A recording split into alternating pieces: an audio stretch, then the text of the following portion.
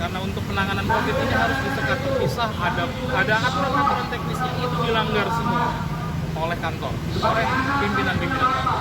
Itu yang kami suarakan. Dari situ berkembang, sehingga terjadi pemberian hukuman indisipliner yang tidak pernah kami langgar. Kami dianggap membangkang perintah pimpinan. Kami dianggap tidak pimpinan, padahal kami tidak menandatangani fakta integritas. Fakta integritas hanya itu saja. Hanya satu persoalan fakta integritas yang pernah kami tandatangani, itu kami dijadikan alasan untuk PHK. 1, 3 orang sudah di PHK pada tanggal 15 Oktober kemarin. Yang kedua, 72 orang diancam PHK. Bayangkan di saat pandemi seperti ini, tenaga kesehatan diancam PHK. Seperti itu. Itu baru satu persoalan. Persoalan kedua, kami tidak dianggap sebagai fasilitas kesehatan. Kami sudah mengupayakan, kami advokasi melalui jalur-jalur resmi, tetapi tidak ada keinginan dari pihak pimpinan kami. Jadi masalah-masalah yang ada di internal ini diabaikan, terus menumpuk dan lain sebagainya, sampai puncaknya seperti ini. 3 orang di PHK, 72 orang diancam PHK. Selain masalah hak normatif, dana COVID yang tidak cair, BPJS dan lain sebagainya, itu yang masalah yang ada di dalam press release yang sudah kami sampaikan. Itu permasalahan yang sedang kami hadapi. Berkali-kali kami bersurat ke gubernur, berkali-kali kami bersurat ke dinas kesehatan, tidak ada tanggapan.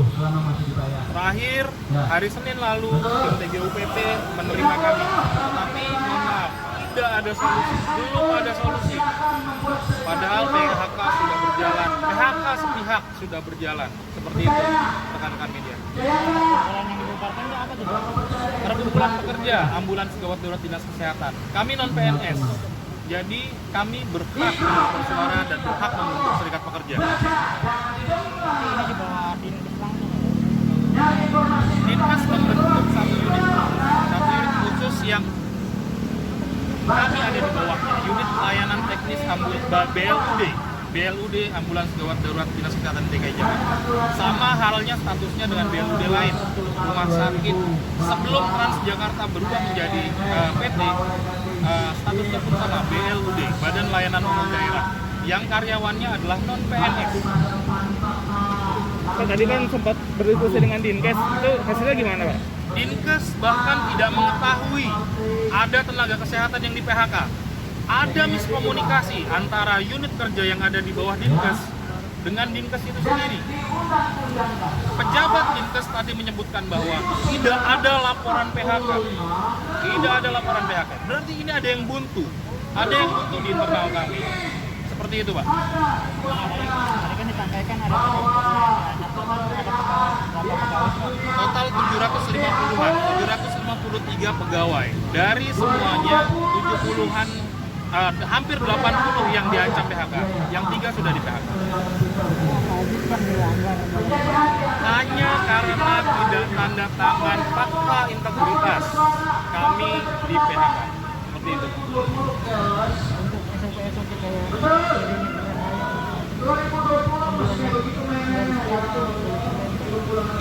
Untuk penanganan COVID, SOP kami sudah berjalan mulai dari Februari. Dimulai dari tim dengan 9 orang tim.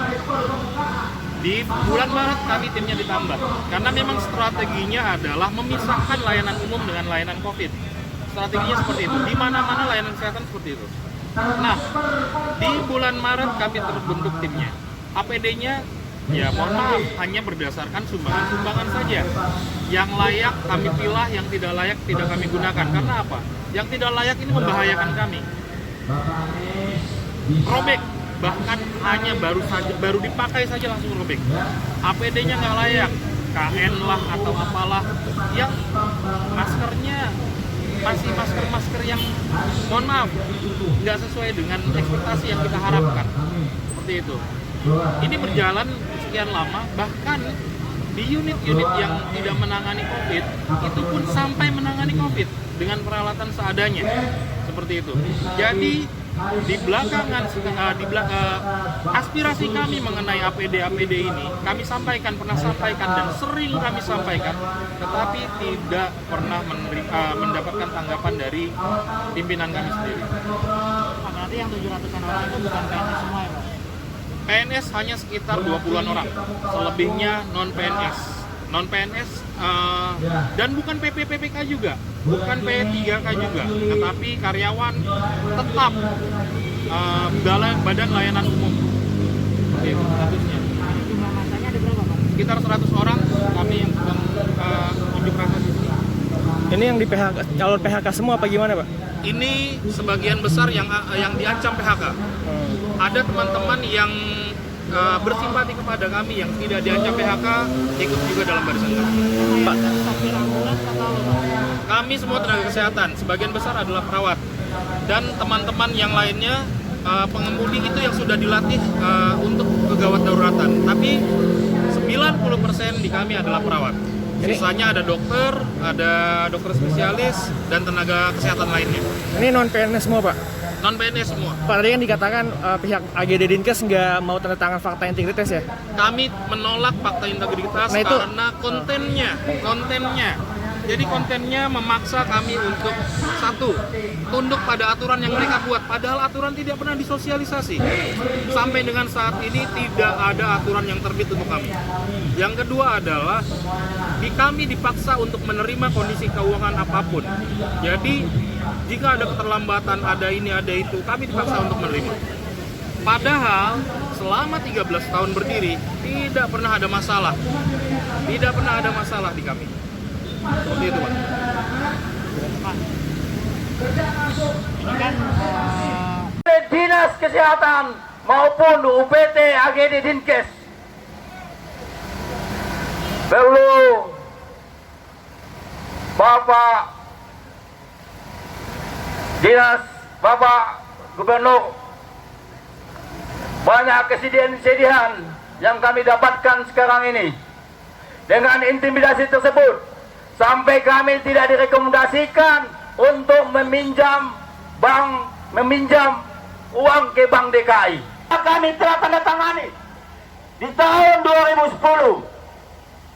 Apakah ini kami sebagai karyawan non-PNS harus tetap menandatangani? Hak itu tidak berkewajiban untuk kami. Yakin Bapak juga pernah berada di panggung ini menyampaikan kami karyawan AGD Dinkes telah diintimidasi dan di PHK sepihak tanpa memperoleh proses PHK.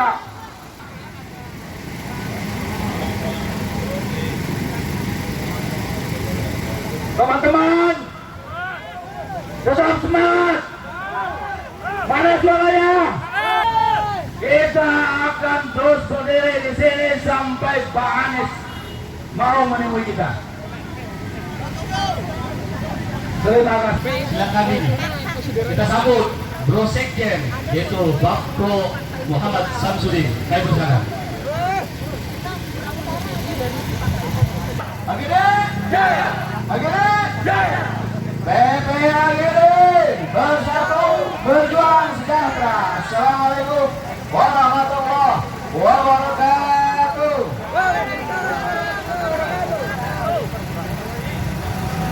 Jalan-jalan ke Jakarta dari kampung rambutan pakai mopong, terus gitu aja. Bapak Gubernur Anies Rashid Baswedan yang kami hormati dan cintai karena Allah, kami berkeinginan bahwa ini pun masuk dalam kategori gawat darurat ketika pegawai yang selama ini melayani warga Bapak. Di Bapak Aniesnya mana sih? Gua ngomong siapa ini? Bapak Aniesnya mana sih? Ya, yang cinta di demo ayo datang. Ya, yang cinta di demo datang, temuin. Umar bin Khattab nggak pernah takut ketemu warganya. Ya, Umar bin Khattab nggak pernah takut, Abu Bakar nggak pernah takut. Ya, Utsman bin Affan nggak pernah takut, Ali bin Abi Thalib nggak takut. Insya Allah Bang Anies juga nggak takut. Amin. ngapain? Gak ada yang bawa suntikan.